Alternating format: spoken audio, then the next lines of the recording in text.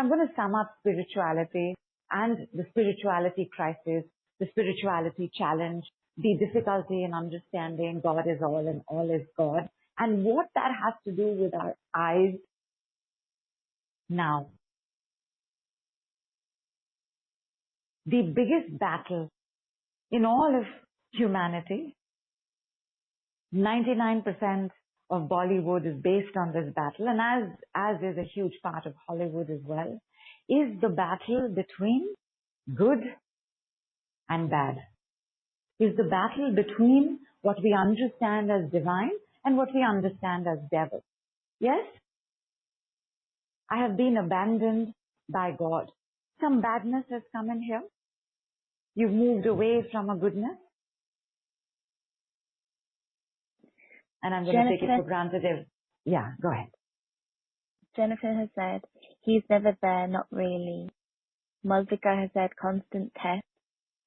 Pooja has said, why does he test the good people so much? Wilma has said, he's not listening. And Jennifer has said, he's not real really, only in our imagination and wishes. Superb. All of it, including he's not real. Excellent. But does everybody get this? This battle of life in the good and the bad, the light versus dark, day versus night? That our crisis comes here. When we look at the good, it feels good. When we look at the bad, we feel bad. When bad things happen to good people, we wonder, is there a God? What is this? God is all and all is God. Where is God? Why are people suffering? Why do children get molested? Why is there war in parts of our world? Why are women raped? Why are banks robbed? Whatever is the existential angst that shows up for all of us at some point in our life, and definitely in this week, in the coming week as well, the fact is that it boils down to the good versus bad, dark versus light, and purity versus non-purity. Yes? I'm taking it for granted everybody is saying yes. Your challenge right now is that you're not able to wrap your head around both of these coexisting. That either everything be good, everybody be treated fairly, everybody be treated well. And by the way, who has ever experienced that in their life?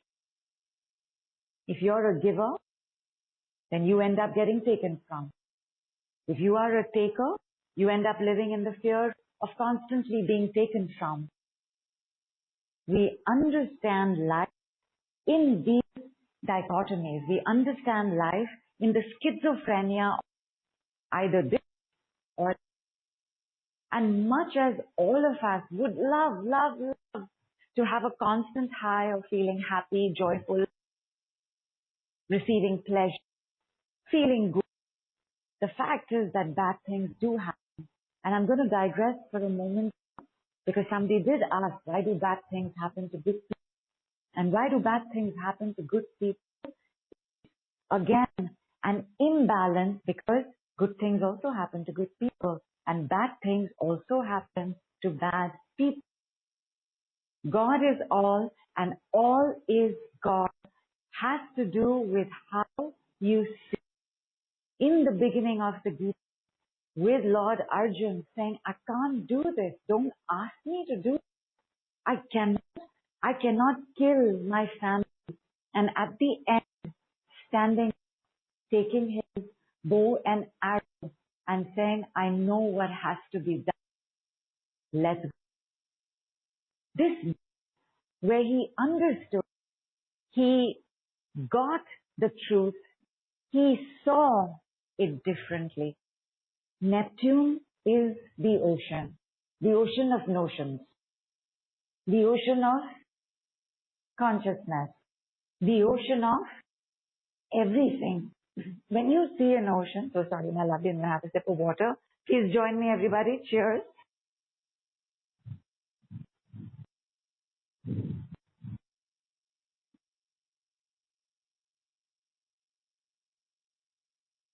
In an ocean, we have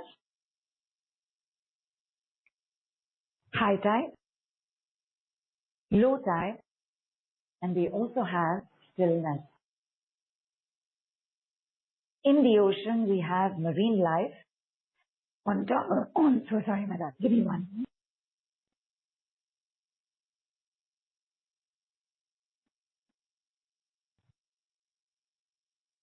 And done. The ocean has life underneath, life above, which is ships, yachts, boats. The ocean carries everything. It carries the beautiful dolphin. It carries the shark. It carries the jellyfish. It carries Nemo. The ocean of notions, the ocean of consciousness, the ocean of mermaids, the ocean of sunken treasure. In Neptune retrograde, the bottom of the ocean. And what's at the bottom of the ocean? It depends. You could have a beautiful bottom of the ocean.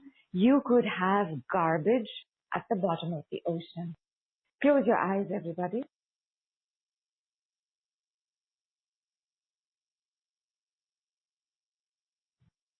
What is showing at the bottom of your ocean?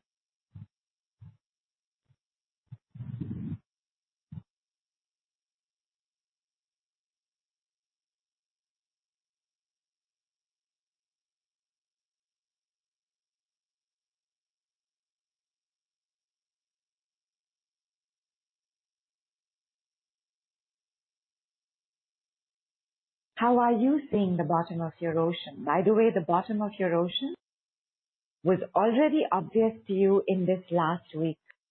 Whether it was something with your mother, whether it was something with your eyes, whether it was something with your health, whether it was something with an emotion, the bottom of the ocean was very clear to you this week.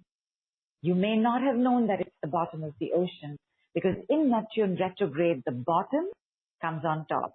When he goes direct, what is on top starts to go back to the bottom, but it takes a little while, which is why today, using the power of Ekadashi, Gita Jayanti, Saturday, Neptune direct, we're going to make sure we're walking through the portal of transformation with whatever it is that we are seeing. What is at the bottom of your ocean? What did you see?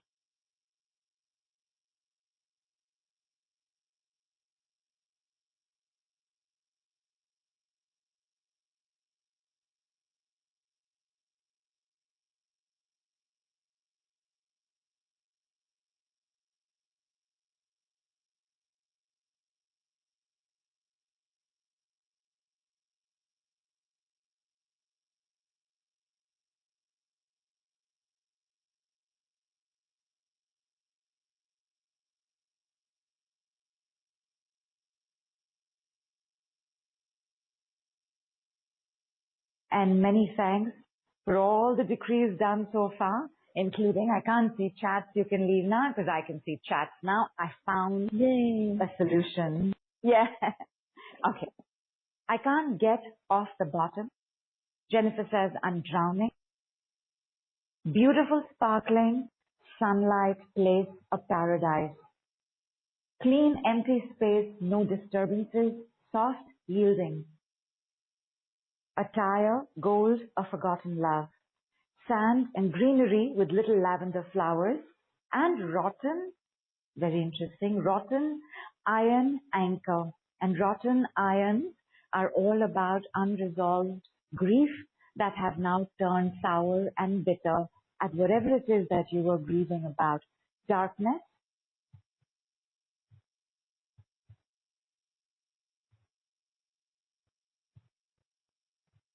red and golden light, and Jennifer says, death. You know, another word for transformation is death. In tarot especially, the death card is the harbinger of transformation, where death is seen as an ending, and you need an ending before you will have a new beginning. It is only in the loss of an old flame will you look at a new flame. It is only in the loss of an old job Will you look for a new job? It is only in the loss that you will find a way to bring in the transformation into your life. Is this transformation easy? No. But he never said it would be. He only said it would be worth it.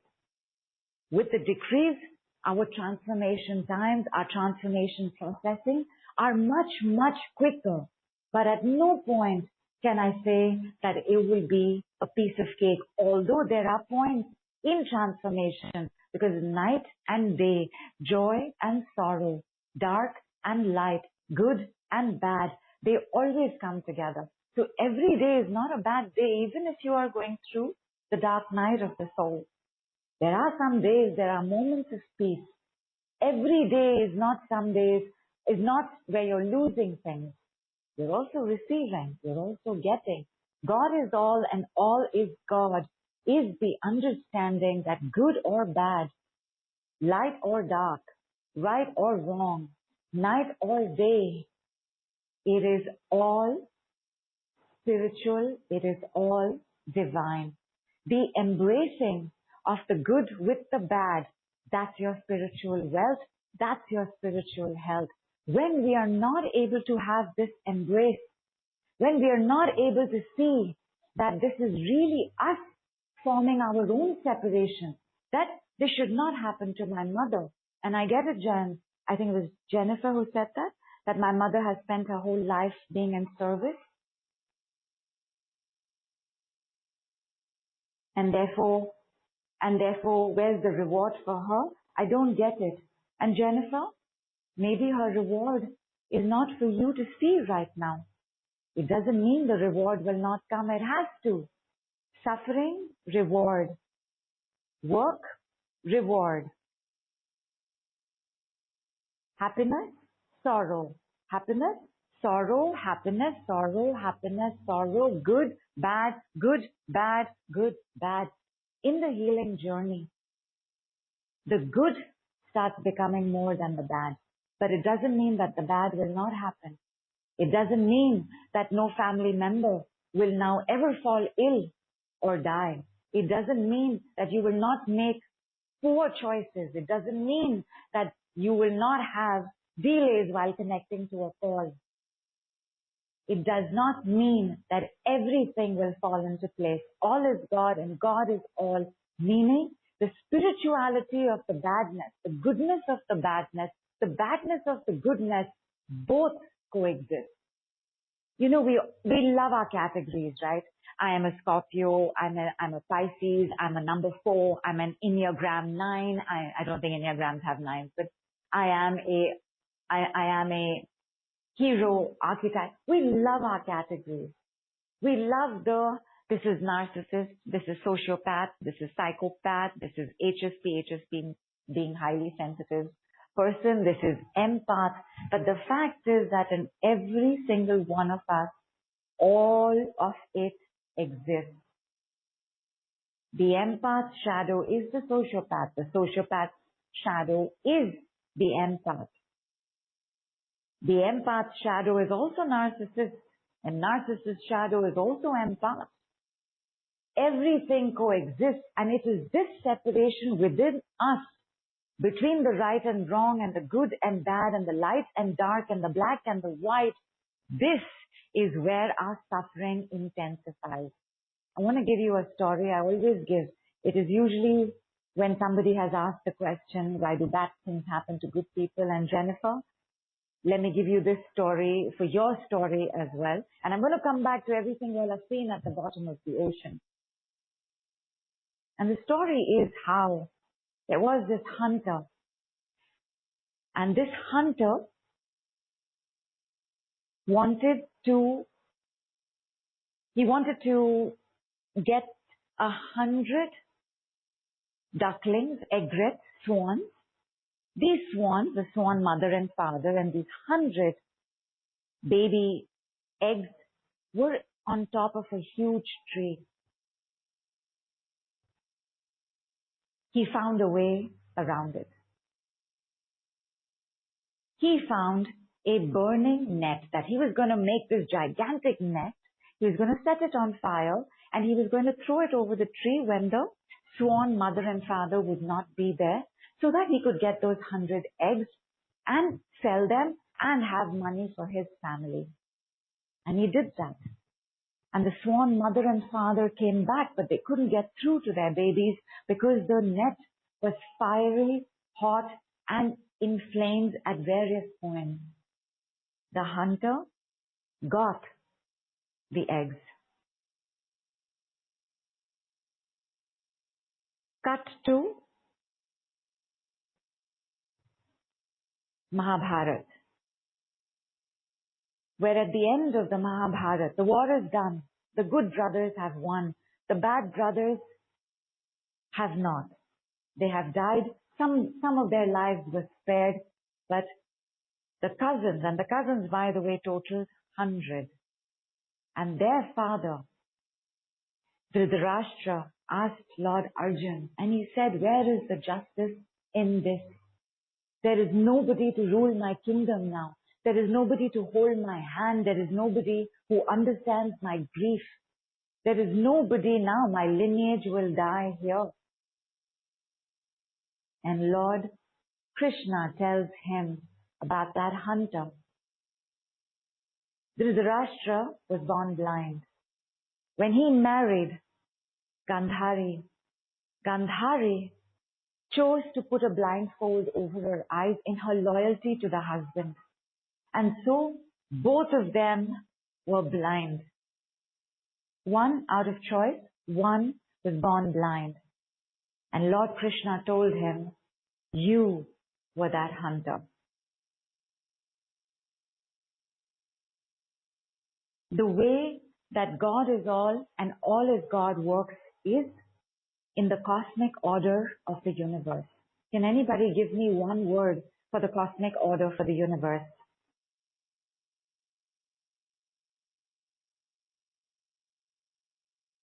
And I have to admit this is a tough question.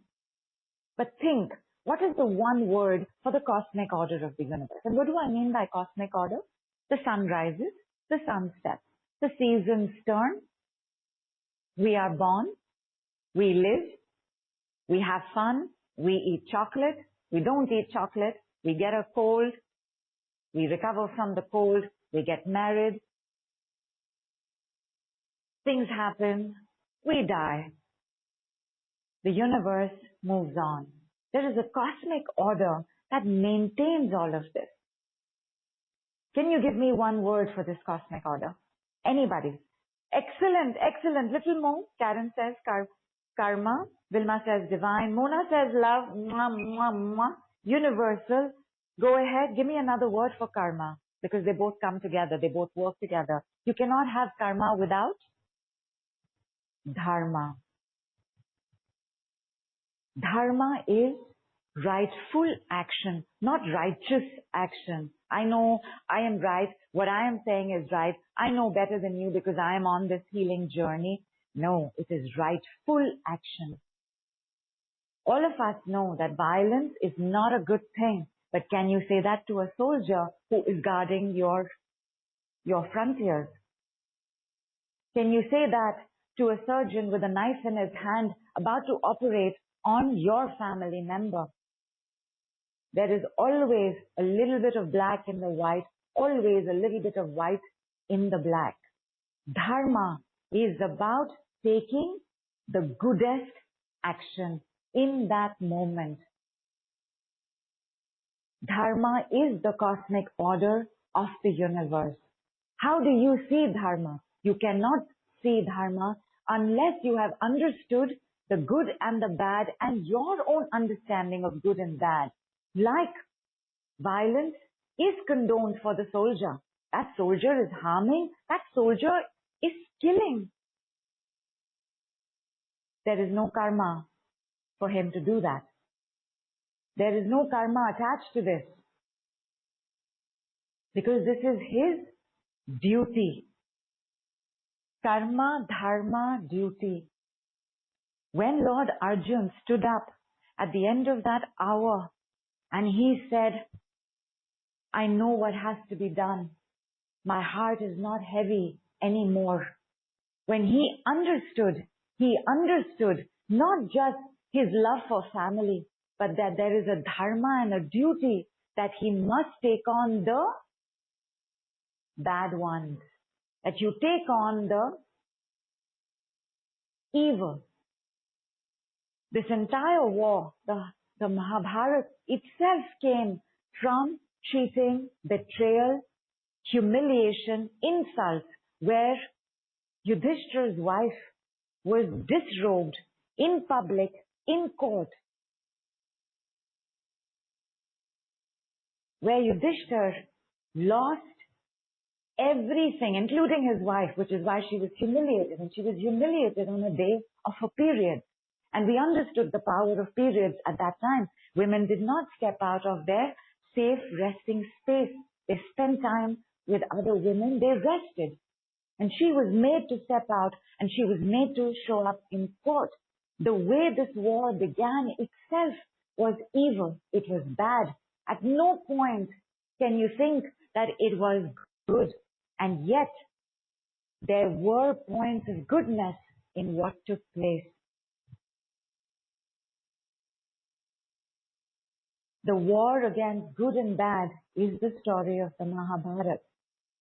But you have to understand that what you might be thinking is bad may not be bad, and what you're thinking is good may not be good. Who wants to take on the battle with family? Jennifer, you are in another kind of battle with family. You are in the battle to say, my mother deserves better. My mother has been a good person. And just by the way, the reward of suffering is only when you can suffer quietly. Is only when you recognize that all is God and God is all. Then your suffering doesn't feel like suffering at all. Because the surrender is 100%. In the ocean of consciousness, in the ocean of notions, the biggest notion that rules our lives is the notion of good and bad, black and white, light and dark, right and wrong. Whatever it is that you have seen at the bottom of the ocean, is your life reflecting this? Because the bottom of your ocean, in seeing the gold, in seeing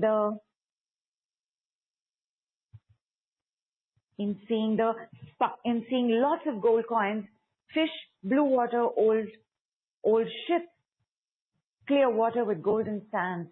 Is your life clear water with golden sands? Or did you just see your superconscious? Because at the bottom of the ocean, by the way, here's how the ocean is. First layer of ocean, consciousness. Conscious. You can see there's a ship. If the dolphin doesn't jump out of the ocean, you don't know the dolphin is underneath.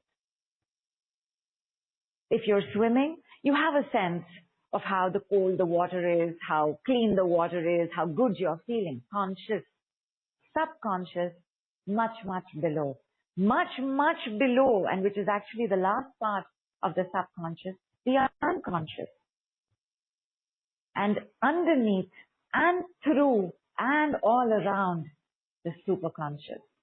All is God, and God is all. Is Mother Teresa more divine than Osama bin Laden? Tell me.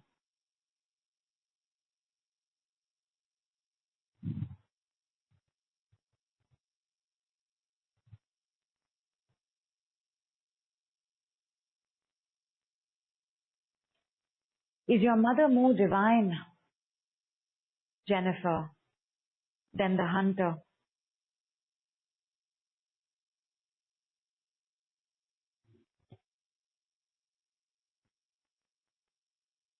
Then you all have not understood. Because everybody has said yes, Dr. Radha has said no. God is all and all is God. Let me use another word for God. What word would you like? Truth, consciousness, awareness, love, divinity. You see the segregation that you have made between the good and bad. And I'm not saying that you look at the bad and say it is good. I am saying that you do not think of it as not spiritual or divine. Your spiritual health, which becomes your physical health, when you have this separation, I should always be good. I should always give. I should always be in service. I should always be selfless. How's that working out? Who's tired of the giving? Who's resentful being asked to give more? Who's being taken for granted here? Have you not been good? Because only good people get taken for granted. When you have people who are not very good, who are not easy about giving, who don't care, who don't share, these are the last people you take for granted. The good people get taken for granted. How many of you are being taken for granted?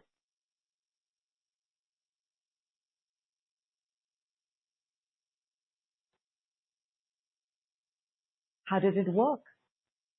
On Facebook, over the last couple of days, I shared the story of T and how T went from this absolute, utter realization that she is a bad person. She's not. Because she wanted to stop giving to her family. She wanted to stop meeting them. She wanted to stop giving them money. So she thought she was a bad person. And yet, what took place in the understanding, receiving, accepting, embracing of the badness is that she found healthy boundaries. In every good, a little bit of bad, or how you understand bad, is a good thing. In every bad, however you understand bad, you will see a good thing. Bad things have happened to us. When did you begin your healing journey? Did you just show up? Or did you show up because a bad thing happened? And on the healing journey, have you not made strides? Have you not discovered more about yourself? Have you not developed a deeper connection with you and those around you? Have you not found other ways to help humanity? Who brought you to the healing journey? Was it the good or was it the bad? Osama bin Laden is as divine as Mother Teresa. That tyrant who's ruined your life, who you can't forgive, you can't forget, and who haunts you because you wish you could have left, you wish you could have said something, you wish you had said something. Those tragic stories, those wounds of loss, rejection, betrayal, cheating, control, manipulation, criticism, judgment, all of those bad things, right? What did they bring you? Are you here because something good happened in your life?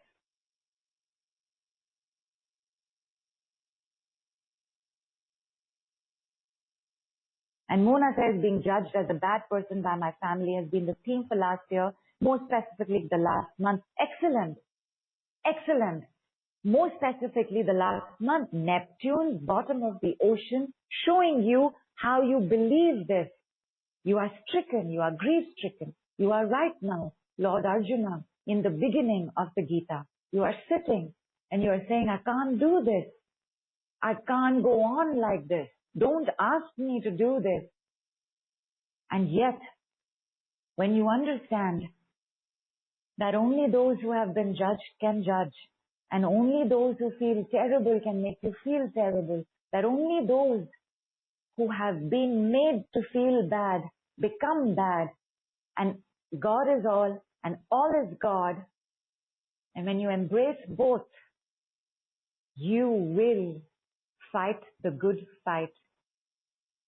How does one explain Lord Arjuna killing Bhishma? Bhishma was the wisest one of his age. He was second to Lord Krishna.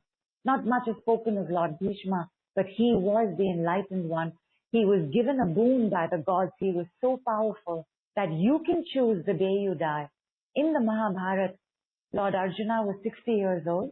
Lord Krishna was 62 years old. Bhishma, and look, we don't say Lord for Bhishma. Bhishma Ji was 120 years old. How do you justify this young man in comparison to him? Killing him. But Bhishma Ji chose that day, and on a bed of arrows he lay, and even then he said, ask me your last wish. And Lord Arjuna said, teach me everything you know. And till his last breath, Bhishma Ji gave. Bhishma Ji was the man who, when his father fell in love And his father was very sad and upset because his first wife had died, Bhishmaji's mother had died. And when he found somebody he loved, their family, the girl's family said, but you already have a son. What is the point of my daughter marrying you? Because even if she has children, they will not get onto the throne. And Bhishmaji made a vow. It's called the terrible vow of Bhishma. And he said, I renounce the throne for my father's happiness. And they said, but you could still get married. And when you get married, you could have children who may not renounce the throne. And so Bhishmaji, in his youth, took a vow of celibacy. That's who he was. And Lord Arjuna faced him, where Bhishmaji was part of the bad, evil group. But when you understand this between good and bad, and you understand dharma and how that is the cosmic order, because one of the things that Lord Krishna says to him in the middle of the Gita, he says, it doesn't matter whether you will do this or not. They must die in this war. And one way or the other, dharma will play out. You know, it's that thing we steal.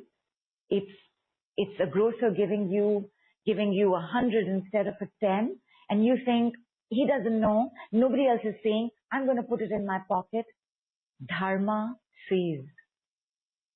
Dharma is always playing out in our lives. At the bottom of the ocean, our badness, madness, insanity, animal parts live. Each and every one of us have had a time where we have purposely, knowing this will hurt someone, said something. Please tell me if any of y'all have not done this.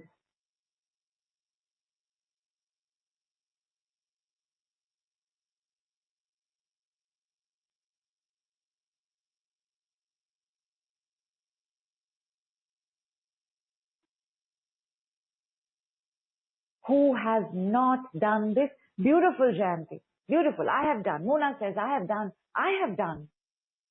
It is rare. Consume me with guilt, but I have done. I know the power of words. There is nobody here who has a child, did not steal something,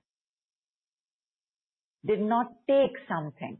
By the way, children are supposed to take, but there is nobody here who didn't grab something. There is nobody here who has not had that moment of absolute disregard for others and being totally consumed by our own needs. There is no one here. What do you do with this part of you? Is that not part of your divinity? Or is this now something else? And by the way, if God is all and all is God, and the universe is all, where do you put your badness if it's not in the divinity? Is there something apart from divinity that you know that I don't? God is all and all is God. Truth is all and truth is all. Consciousness is all and all is consciousness. The reason that God cannot judge is because God has no separation of good and bad, because God is the creator. There is night and day, which is part of dharma. Your good and bad is part of dharma, but how you see will change everything. And thank you so much to Neptune. Thank you so much, Neptunian blessings. How are your eyes right now? How have your eyes been in the last 2 days? Because you have seen a lot, my lovelies. Whether you're being able to articulate it, whether you're aware of it, you all have seen a lot. Mona has seen it in the last 1 month. You all have definitely seen a lot in the last 1 week. How are your eyes right now?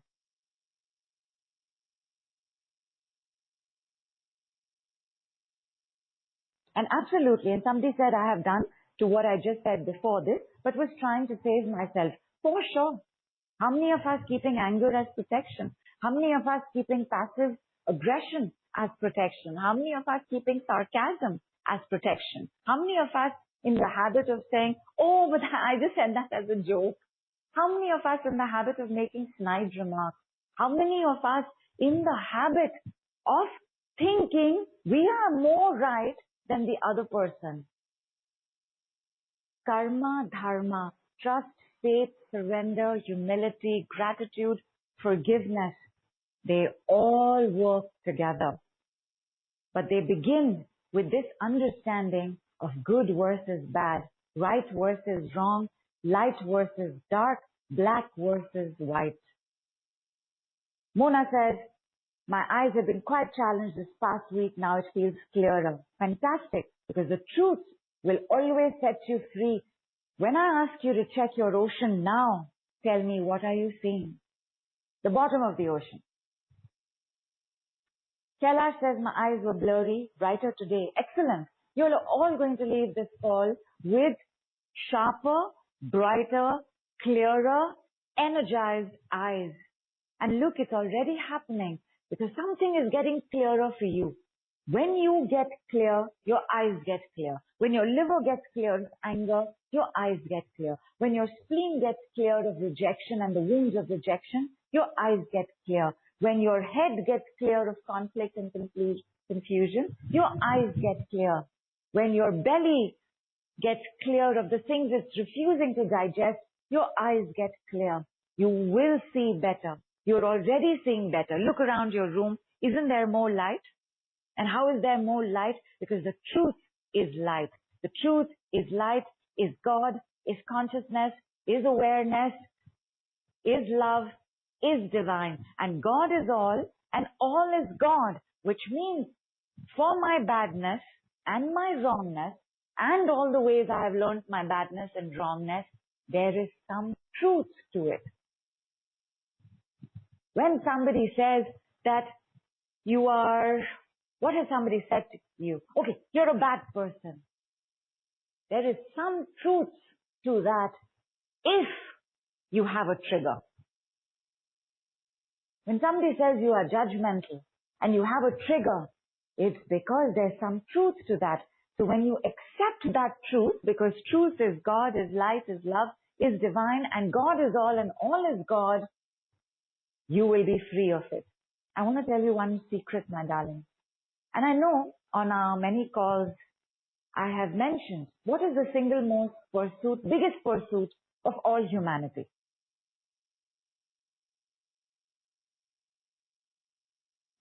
And while you tell me what that is, I'm going to read out. Jayanti says, bottom of the ocean is all blue, purple, lots of beautiful shells. Dr. Radha says, fishes, aquatic plants, air bubbles, it's not empty anymore. Mona says, I'm seeing some light under the ocean. The unconscious is the darkest part of us. It is now having light. The superconscious is the most light of us. Maximum light, minimum light, somewhere in between we live. Is one more divine than the other? No. Is one less divine than the other? No. God is all is God. Truth is all is truth. Divine is all is divine. And Dr. Radha says, pursuit of unconditional happiness. Thank you so much, my love. This is the answer to the question, the biggest pursuit of humanity. The roads to that happiness is different for all of us. And at every stage in our life, child, adolescent, young adult, older adult, perimenopausal adult, and senior adult, the pursuit stays, but the roads change. It could be money. It could be love. It could be living your dream life. It could be the house. It could be the car. It could be moving to a mountain. The pursuit of happiness, and I'm going to give you the secret to happiness, my lovelies. The secret to happiness is, can anybody tell me the secret to happiness? There are many secrets, right? Chocolate is a secret to happiness. Children are a secret to happiness. Smelling a rose is the secret to happiness. Looking at a star is a secret to happiness. But what is the biggest secret to happiness? Like if you know the secret, you will not only have more happiness, but you will be able to sustain the happiness longer. Can anybody tell me? And by the way, the bottoms of our oceans is just sparkling up. It's sparkling up. It's becoming goldener, whiter, brighter, lighter, brighter. Connection with God. Excellent, Liz. Because what I'm about to tell you cannot happen without that connection. Superb. Superb. What else? Peace of mind. How do you have peace of mind? How do you get peace of mind? When I'm happy, I will be peaceful. When I'm peaceful, I will be happy. Do your work. Don't expect. Superb. Superb. I love this. No attachment. No attachment. How do you have no attachment? But there's something is key in that. Attachment, expectations, acceptance of what is, absolutely, definitely will bring you peace of mind and happiness. And acceptance of what is cannot happen without a connection to God. Today's call is about that connection to that divinity, how you see, how you understand your spiritual health, which is your spiritual wealth, and which will reflect in your physical health and your physical wealth as well. The one who knows the truth is the richest of all. No undue attachment, just love, don't overdo unconditional love. Okay, my lovelies, I'm going to give you the secret to happiness. And the secret to happiness is freedom. Think about it for a moment while I have some water. You'll also have some with me.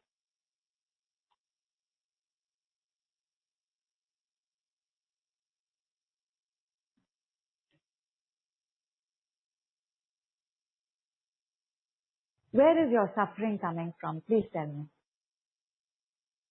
You are not free of something. I am not free of this attachment. I am not free of chasing the results. I am not free of making choices only around money. I am not free from my tyrannical mother. I am not free from my tyrannical father. I am not free from my limiting, controlling, manipulative family. I am not free to make my own choices, because when you have the freedom, you have the power to choose what you want, and that, my lovelies, is happiness. Freedom, independence. You cannot be happy when you are dependent on something or someone, because something or someone will always find a way to limit you. Freedom is limitlessness.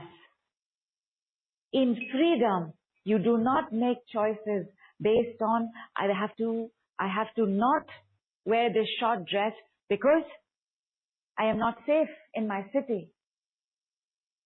I dare not talk to my partner about how much money I'm making, because then something bad will happen. I dare not let my family know what it is I am up to, because they will definitely want to judge, criticize, and pull me down. Freedom is the key. When you are free of limitations. The Gita says there is only one reason for suffering. Only one. And suffering comes from limitations. The whole understanding of God is truth. And truth is all. And all is God, and all is truth, and all is love, and all is divine, is that you were never limited. You suffer because you think you are bound. The Gita tells us, you were never bound. That is the delusion you live with. Again, Neptune, ocean of notions, and illusions and delusions are part of our notions. How many of us have not automatically assumed that a certain person will not give us something that we ask for? How many of us have not assumed that a situation will go a certain way or not go a certain way? How many of us have not presumed 99% of our day and life?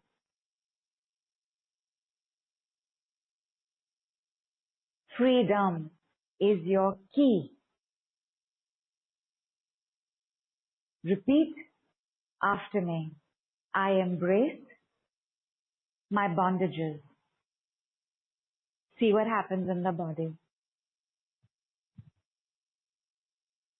I embrace my tired eyes.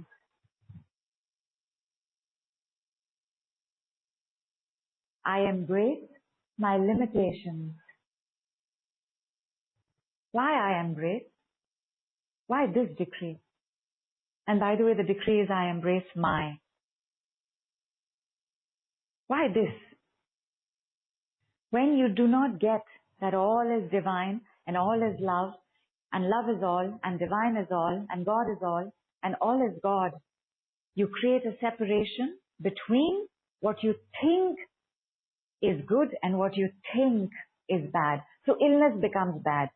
And we live under such constricting circumstances that we also think that resting is bad, relaxing is bad, that we should only be working, that we should continuously 24/7, 475, like I've increased the number of days in a year. We should only be running, moving, working. Like it's bad, right? How many of us have judged the days we were tired? I have lost track of how many people have posted in my various groups, I'm tired, I'm exhausted, give me a decree. Because it became a wrongness, right? It became a badness. So this separation when you have with what you understand is wrong and what you understand is bad and what you understand is good and right and correct, when I say I embrace my, there is no separation. In my connection with all that is taking place, I am free from the bondages of what that wrongness, badness, illusion, delusion is taking place. And Karen says relief. Why is there relief?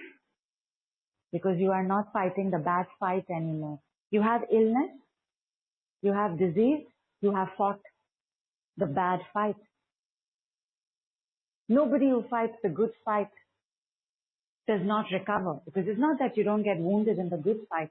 You do. It's not that you don't get hurt. You do. To walk away from someone you love but who won't love you back is a good fight. Does it hurt? For sure.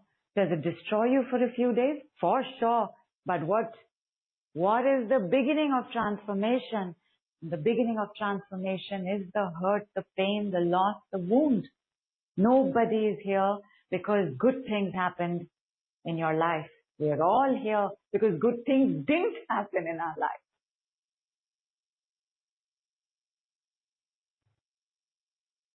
I embrace my unconscious. Say it with me, have water. I embrace my badness. I embrace my separation. I embrace my limitations. I embrace my fractures. I embrace my fragmentation. I embrace my mind. I embrace my heart. I embrace my body. I embrace my soul. I embrace my unhappiness. I embrace my angry eyes.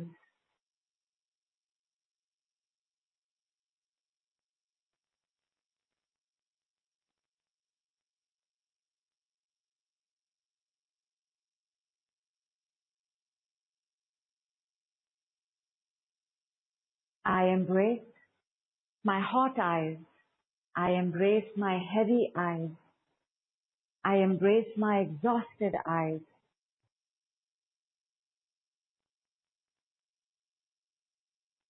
Am I audible?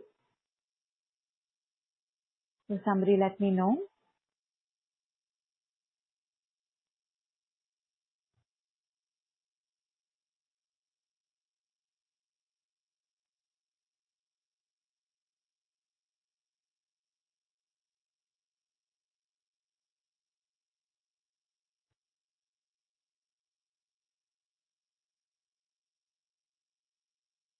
Oh, thank you so much, Deborah. Thank you so much. For a moment there, I thought energy is built up so much. It's falling. Back to the eyes. I embrace my tired eyes. What is the word to describe your eyes right now. And eyes, how you see is how you describe. How you see is how you believe. How you see is how you know. So I see. However you are describing your eyes, that is you. Eyesight. I spy with my little eye. I see. Therefore, I know. I see. Therefore, I believe. Although I believe, therefore, I see. Give me the adjectives for your eyes. How are your eyes right now? Maybe one eye is better than the other. I embrace my imbalanced eyesight.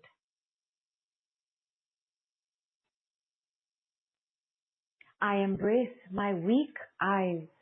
I embrace my weak eyesight. I embrace my blurry eyesight. I embrace my blurry eyes. I embrace my scared eyes.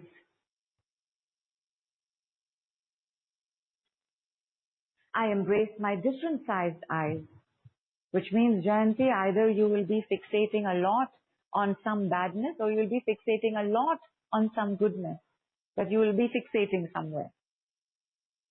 I embrace my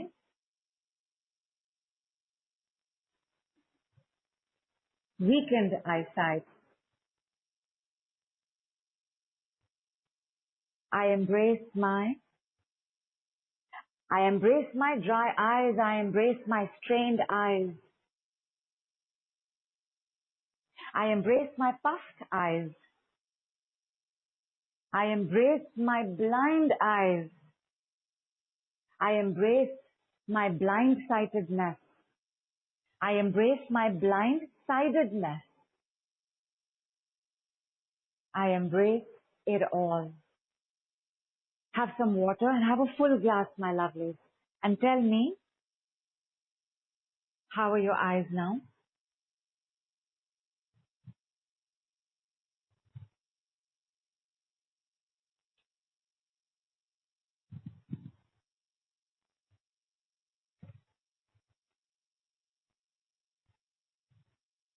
Unconditional love, what is your name? I will call you unconditional love, but what is your other name? Says embrace sounds like a crutch. As in the word itself, or do you feel like saying it sounds like a crutch? And that would reveal quite a few judgments and how strongly you would like to hold on to your definitions of right and wrong. But go ahead, tell me, when I'm saying it, is it sounding like crutch? I embrace my confused eyes. I embrace my conflicted eyes. I embrace my worried eyes. I embrace my anxious eyes. I embrace my sad eyes. I embrace my grieving eyes. I embrace my unwell eyes. I embrace my sick eyes. I embrace my heavy eyes. I embrace my painful eyes. I embrace my grieving eyes. I embrace my sad eyes. Karen's strain has lessened, dryness has gone. How? How did this just happen? And you will see, your thoughts are going to start reflecting the truth. Your thoughts are going to be kinder. They're going to be softer. Why? Why are they going to be softer? I embrace my harsh eyes. I embrace my sorrowful eyes. I embrace my lying eyes. I embrace my cheated eyes. I embrace my controlling eyes. I embrace coming there, Jayanti. Beautiful, beautiful. Jayanti is gone to I embrace my lovely eyes. Excellent. I embrace my obscured eyes. I embrace my short-sighted eyes. I embrace my short-sightedness. I embrace my far-sighted eyes. I embrace my far-sightedness. I embrace my judging eyes. Ooh, I embrace my criticizing eyes. I embrace my critical eyes. I embrace my... Give me more words. This is amazing. I embrace my burning eyes. I embrace my drowning eyes. I embrace my... Can everybody feel the coolness coming into their eyes? Either the coolness will come from the top, which is the center of the eye, or it will come from the sides of the eye, or it will come from under the eye. I embrace my worried eyes. I embrace my bored eyes. I embrace my apathetic eyes. I embrace my demotivated eyes. I embrace my discouraged eyes. I embrace my dejected eyes. I embrace my roaming eyes. I embrace my roving eyes. I embrace my jealous eyes. I embrace my coveting eyes. I embrace my greedy eyes. I embrace my diminished eyes. I embrace my diminished eyesight. I embrace my, and Jennifer says rounded relevant. I embrace my rounded relevant eyes. I love my rounded relevant eyes. I embrace my lying eyes. I embrace my cheating eyes. I embrace my dishonest eyes. I embrace my violent eyes. I embrace my vengeful eyes. I embrace my disillusioned eyes. I embrace my illusionary eyes. I embrace my sensitive eyes. I embrace my daring eyes. I embrace my despairing eyes. Everybody, please go look at your eyes. Tell me what you see. Look in the mirror. I embrace my scared eyes. I embrace my fed up eyes. I embrace my terrified eyes. I embrace my droopy eyes. In the mirror, what are you seeing now when you see your eyes? And remember, my darlings, eyes is I. Your eye is you. It is eyesight. Everything you have mentioned about your eyes is you. This is what you're dealing with. This is the bottom of your ocean. Because what are the eyes? What are the eyes, my lovelies?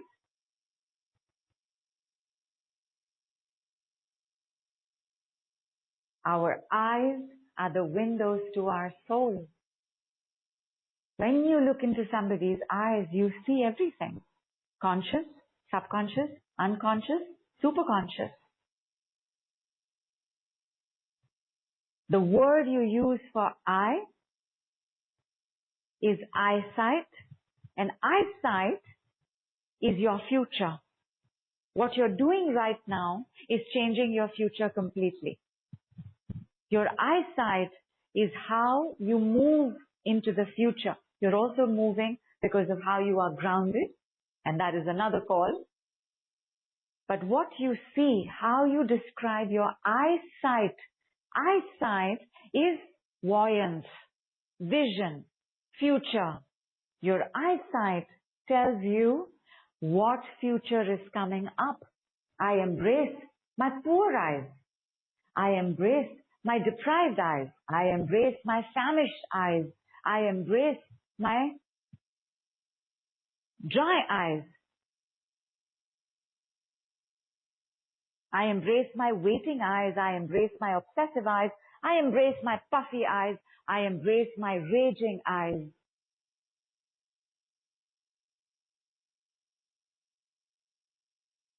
I embrace my vacant eyes.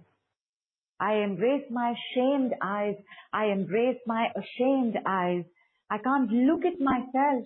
I embrace my shamed eyes. I embrace my blaming eyes. I embrace my guilty eyes. I embrace my criminal eyes. I embrace my thieving eyes. I embrace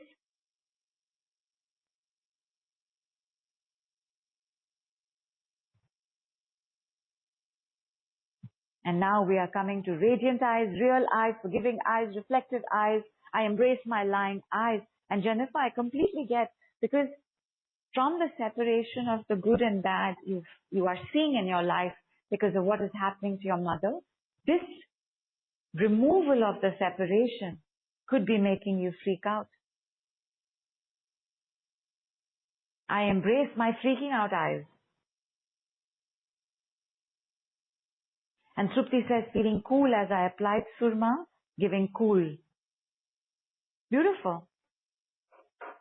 And Jennifer says, I hear the song, I can see clearly now, the rain is gone. I can see clearly now. Terrible, terrible. So off key, we will edit that out. Superb. We have kind eyes, forgiving eyes, feeling eyes. I embrace my disconnected eyes. I embrace my forgetful eyes.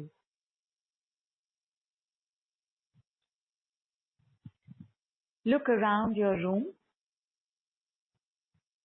Are you seeing better?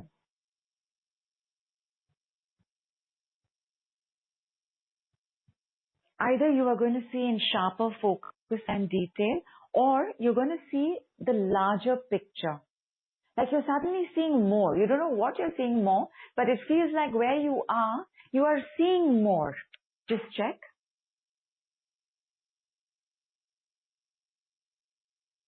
And Mona says sharper focus.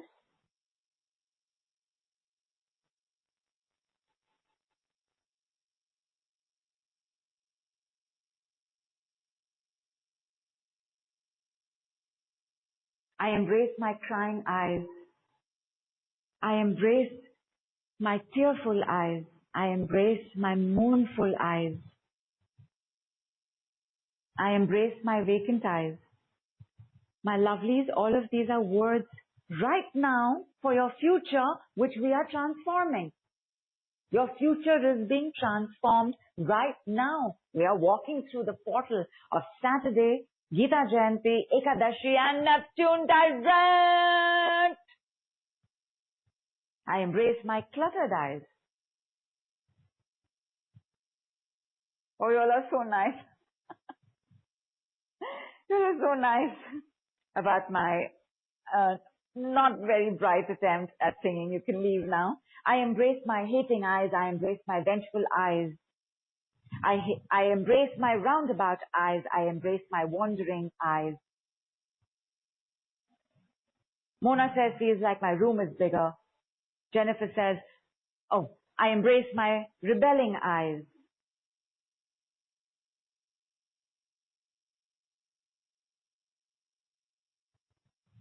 I embrace my distorted eyes. I embrace my astigmatic eyes.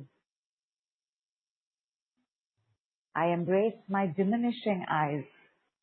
I embrace my frail eyes. I embrace my hurting eyes. All of these, my darlings, are words that are right now creating our future. As in, they were creating our future because we have embraced them and we have no separation and we are not fighting the bad fight anymore. We will have a completely brand new, fresh future. I embrace my still blurry eyes. Liz, please have 2 glasses of water. I embrace my sad eyes. I embrace my empty eyes. Look around the room, my lovelies. What are you seeing?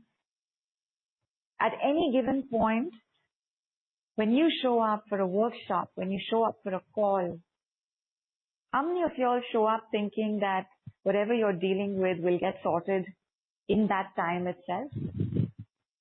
How many of you all chasing results? Because then I embrace my will take longer to work for you. Because you're not interested in the embracing. You're not interested in the understanding of what's going on.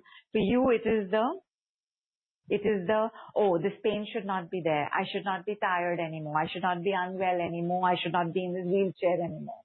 How many of you are chasing results?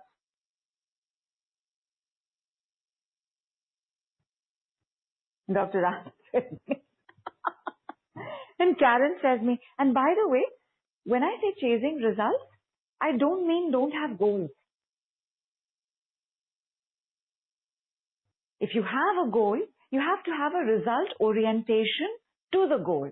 Right? Like for example, one of the bodies of work going on right now is that we are working on the party body. We want to feel great, amazing, awesome before we step out for Christmas and New Year.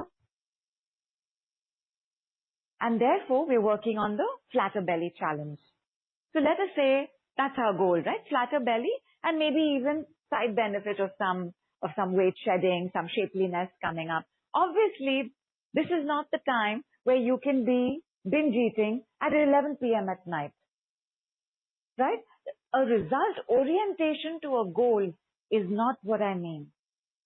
When you're chasing a result, you do not spend time to see what's happening interim, as in when you are applying for a job and because you're chasing the job, it is, so sorry, give me 1 second. Because you're chasing the job, it may not cross your mind that your friend has called you because she wanted to talk to you about an opportunity. But you're like, I'm just waiting for that call. I'm only going to take the call from the company that tells me I have gotten the job. When you're chasing a result, you do not follow the messages that come on the way to that result. Maybe that job is not for you and something else is. But because you're being result-based, you're driven by the result, not by the goal. You're being driven by the result. You will not listen to what is showing up for you to guide you, counsel you, and take you quickly to your result. Jennifer says, what if I was okay, eyes? And Jennifer says, chasing hell and healing eyes, chasing life eyes. What is that, my lovely? I embrace my damning eyes. I embrace my jarring eyes. I embrace my jealous eyes. I embrace my greedy eyes. I embrace my tunnel vision. Excellent. I embrace my myopia.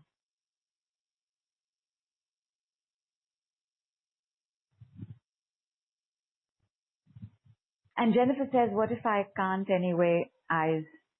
I embrace it. I embrace this. I embrace it all. You're changing your future as you say this. And while you'll do this, my lovelies, there's one more part of our call, and I hope everybody has some time. There's one more part of this call that I want to make sure that is part of this call, right? So even if you listen to it on the replay, it's fine. And the other part of this call, because we're talking about God, and God is all and all is God. Every human child understands God through the mirror, filter, and program of the mother and father. When you say people are like this, you're not talking people. You are telling everybody what your family is. The world comprises of various aspects of our first God, mother and father. And in mother and father, the mother is the bigger God. Because if she didn't carry us for those 9 months, we would not have shown up. She could have gotten pregnant, but she had to carry us for 9 months. And therefore, what our mother says, what our mother thinks, what our mother feels, what our mother expects, what our mother demands is much heavier on us than what our fathers do. Not that what our fathers expect, feel, demand, want out of us is not heavy. But the mother's is much heavier and of a longer duration.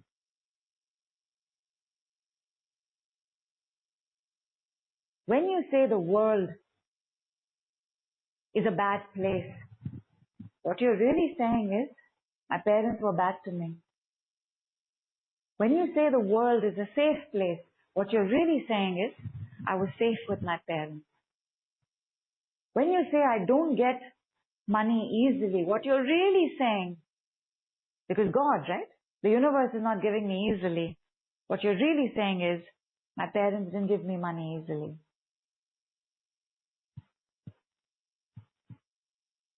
What is the point of this? Back to the ocean, my darlings.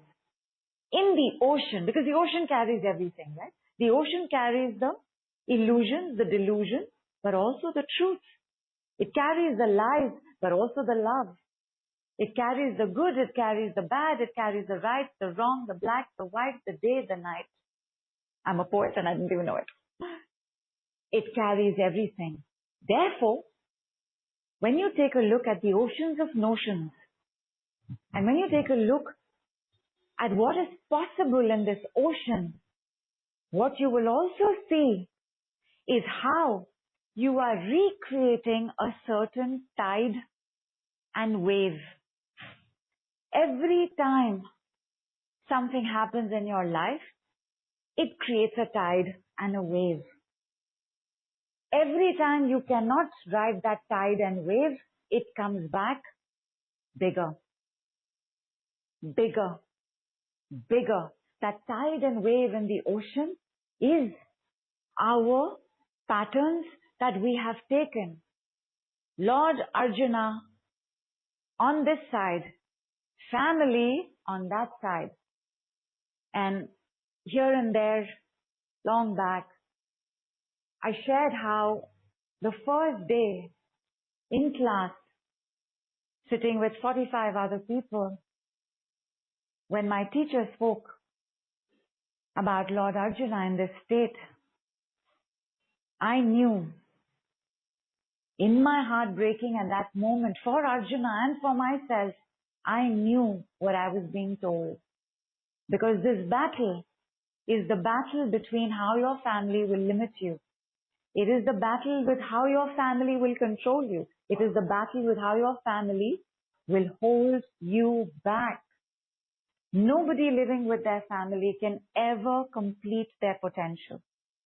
Because the tribe's paradigms and dynamics of staying alive is that everybody in the tribe must do exactly what is allocated to them. This is the one who will cut trees. This is the one who will climb trees. This is the one who will bake. This is the one who will knit sweaters. This is the foolish one. This is the bright one. We are all allocated roles in our family. This is the black sheep. This is the white sheep. This is the good for nothing. This is the good for everything. This is the ask her, him, she will do it. This is the don't ask him or her, he'll never do it. He, she will never do it. The program, the roles that are assigned to us then become our eyesight. What is that? What is an eyesight? Your eyesight is I am. I am the one who cuts. I am the one who climbs. I am the one who bakes. I am the one who knits. I am the one you can ask for anything. I am the one you can't ask for anything. I am the black sheep. I am the white. It forms the I am. Did your eyes start seeing before you knew your I am? Or did your eyes become your I ams, and therefore my eyesight is how I am changing my I am for the future. And here, my darlings, is today's power-packed, potent, brand new, fresh decree. Ready?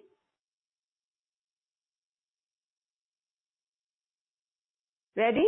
Give me some more yeses, my lovelies, and have water as well.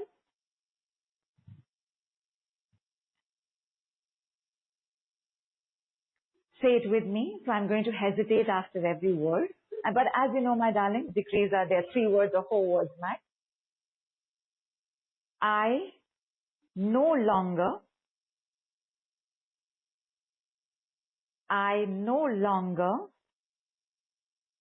recreate my father's badness. I'm using the word badness in general. When we do this in a little more detail, we will flesh it out. But just say this. Tell me what happens. I no longer need to recreate my father's badness. I no longer need to recreate my mother's badness. I no longer need to recreate my father's droopiness. I no longer need to recreate my mother's droopiness. I no longer need to recreate my father's vacantness. I no longer need to recreate my mother's emptiness. I no longer need to recreate my father's sadness. I no longer need to recreate my mother's sadness. Because what you're doing right now is you're becoming sovereign. Who knows the meaning of the word sovereign?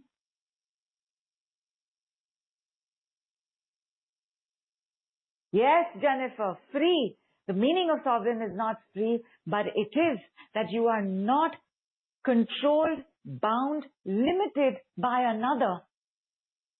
Remember, my darlings, on that day where I was so embarrassed that somebody would see me crying in class, where I was holding back my tears, my own head in my own hands.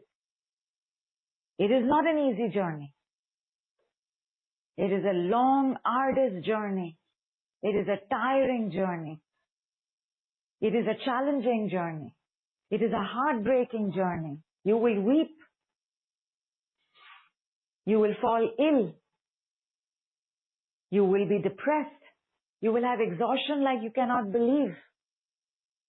But you will be set free. And when you are free and you know that you can make choices you want to make, your happiness is guaranteed. When you know the truth, you are the richest. Spiritual health, spiritual wealth is physical health, physical wealth. Whatever it is you use to describe your eyes, now use with, I no longer need to recreate my father's so-and-so, my mother's so-and-so. Just try it. I no longer need to recreate my father's mistakes. I no longer need to recreate my mother's mistakes. I no longer need to recreate my childhood mistakes. I no longer need to recreate my mother's traumas. I no longer need to recreate my father's traumas. I no longer need to recreate my childhood traumas. I no longer need to recreate my ancestral traumas. I no longer need to recreate my past life traumas. I no longer need to recreate prehistoric traumas. I no longer need to recreate trauma. I no longer do so. I don't have trauma anymore. How are we doing? How are our eyes? I know it's been a while, my lovelies, but last time for our call today, check the bottom of the ocean and tell me.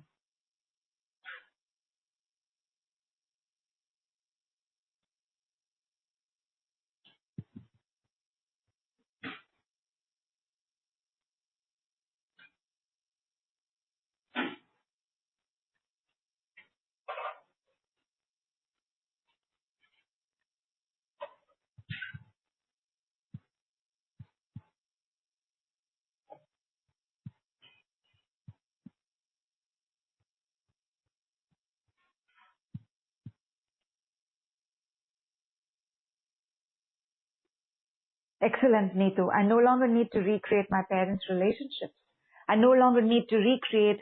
So when you say parents, you've given two very gigantic instructions, so it's better to break it down. You can say, I no longer need to recreate my mother and father's incompatibilities. Break it down, because when you give a very big instruction, not that it won't work, it will. The decrees will always work, and they will work your whole life, and they will go to work immediately. However, when you're moving a gigantic mountain, you will not know the shift because it's so big. So if you break it down, you can enjoy the awareness and the freedom in the body. Another word for freedom, everybody? Give me another word for freedom.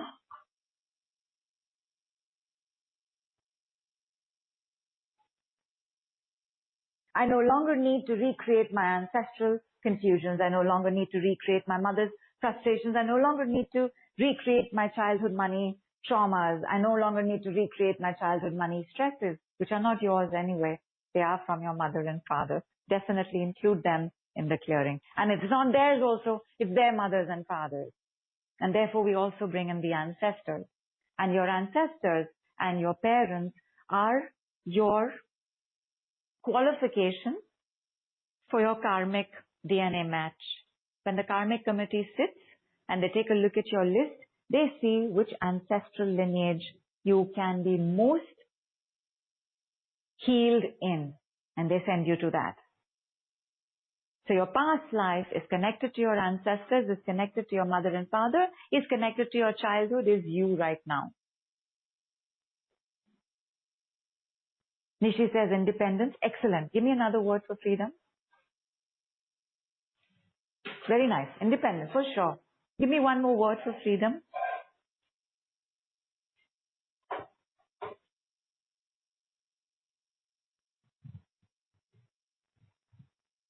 Liz says joy. Excellent. Give me another word. Oh, Jayanti has also said freedom is joy. Happiness, liberation, happiness, real sovereignty, liberty. Excellent. Freedom, at its most fundamental, is relief. Are you relieved right now? At its highest, whatever word you define it, at its highest, freedom is light. Freedom is truth. Freedom is awareness. Freedom is God. God is all and all is God. Whatever you're looking at, you can set yourself free with it or from it. And which is the fastest way to get free? Everybody has to give me this answer. 150 people have to give me this answer. What is the fast? Yes, it's the decrees. The language of light. It is, can you see?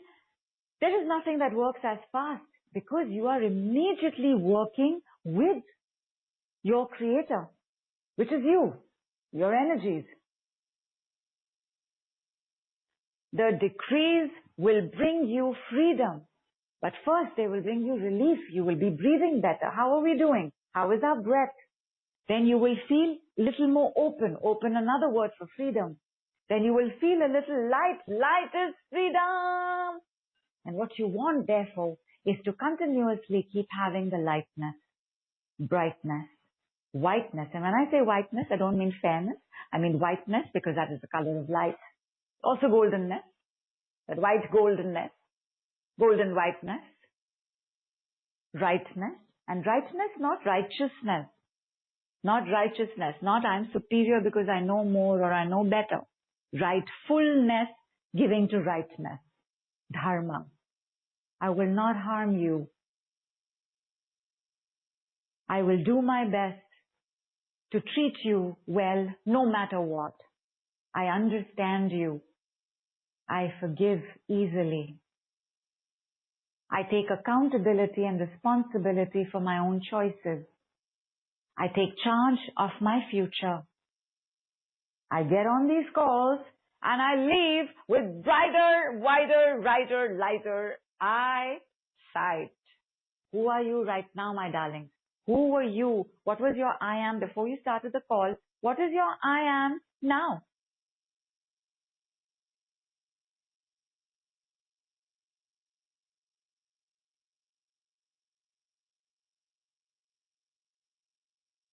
And Jayanti says, I am an angel. Namrata says, I am free. Fantastic. Superb, superb, superb. I'm applauding. Don't know if you can hear me because I'm on the phone. I am lighter. I am healing. Wow. Wow. This is your future, my darlings. Again, I am lighter means you have just changed what was going to happen in the next second, minute, hour, day, week, month. You have taken charge and you are on this wave You are on this stillness. Did I ask you all to check one last time the bottom of the ocean? And did you all tell me? Did I miss it? I'm so sorry if you all mentioned it and I missed it. And Karen says, trained to twinkling. And twinkling is gold, and twinkling is stars, and twinkling is stardom, Karen! That's the future you're going towards.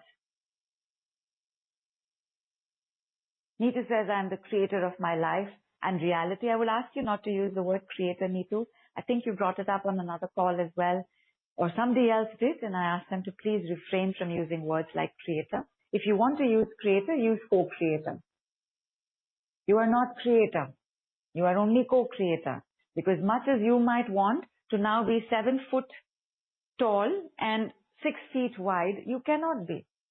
But if you co-create this, you can be.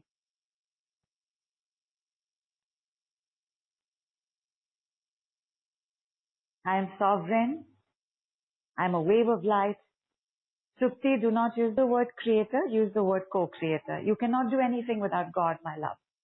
God, the universe, divine, source, grace, presence, whichever word you are with. So when you do the I am, and if you are not very mature in the sense that you don't know how to process emotions, because that is true maturity. Maturity is not how you think. Maturity is how you handle, how you feel. So if you're not very mature, then you start saying things like, I am creator of this and I am creator of that. It will give rise to an inflated ego, swollen belly, and megalomania. So watch it, my lovelies. Even if you are wise, you know how to handle your emotions, please use the word co-creator.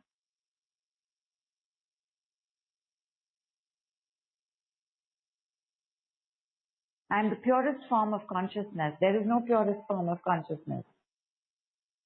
Consciousness is consciousness. It is nameless, faceless, odorless, colorless, formless, shapeless. There is no purest form of consciousness. There is only one consciousness.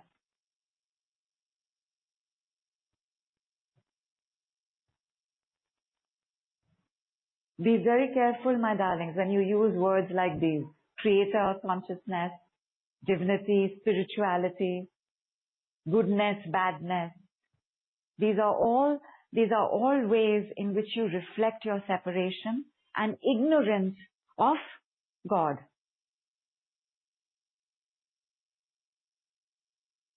I am co-creator of my happiness. Fantastic. And now you'll see, Trupti, you will have people lining up to do things with you that will make you happy.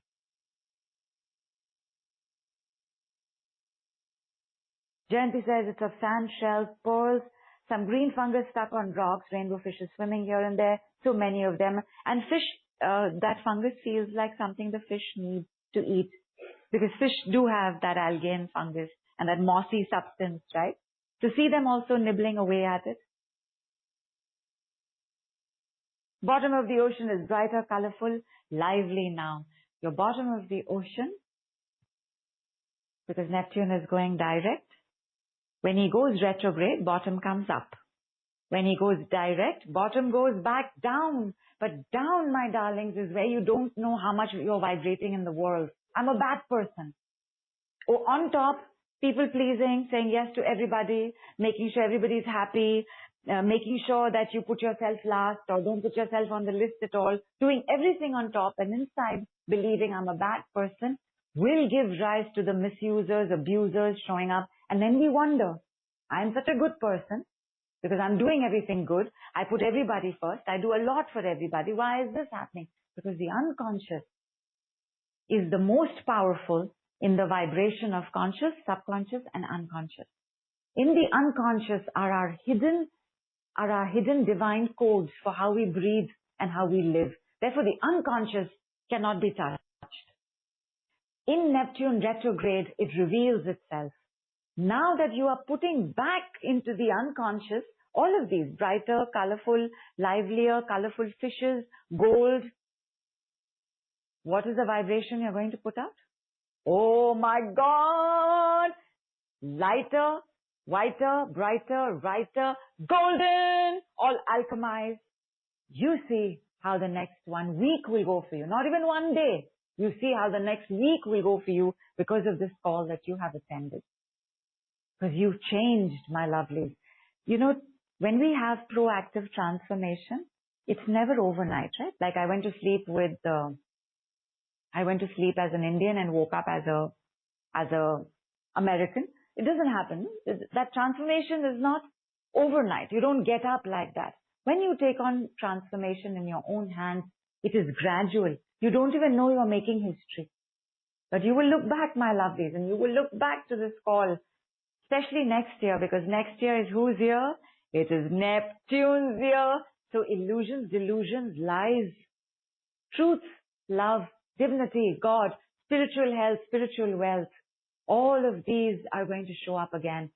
He will go retrograde again in June, and he will stay there till December, which means half of next year is dedicated to what we are doing right now. What you are doing right now and what is pending from right now will show up again next year. Because you have done this work today, here or on the replay, I guarantee you 2023 will be so much more smooth sailing. You on that ocean, surfing, kayaking, sailing, yachting, whatever it is, you will ride the waves better. Because something you got today, maybe the seed will not blossom completely because these are very big things to say. God is all and all is God. The one truth that binds us all. The one truth that sets us all free. That in the understanding of there need not be separation between good and bad and right and wrong and black and white and day and night. All will be healed. Jayanti says, I too can read without glasses. I stopped using them long back. Amazing. Alison says, my chest is stored, emotions opened and released, and a bed appeared and a mer angel covered me with her wings. Fantastic. Namrata says, I can read without glasses. OMG. Isn't this amazing? What did we do, my darlings? What did we do? We didn't really work on the eyes. We embraced, we understood, we allowed ourselves to be in the presence of truth. Truth is light, is God, is divine, is love, is freedom, is happiness, is bliss. Satta Chitta Anandam. Truth, consciousness, bliss. And Jayanti says, I embrace my parents. Jayanti, tell me how that made you feel. At this point, physically, don't apply anybody else. You work with your body parts. You work with the objectives you have for you.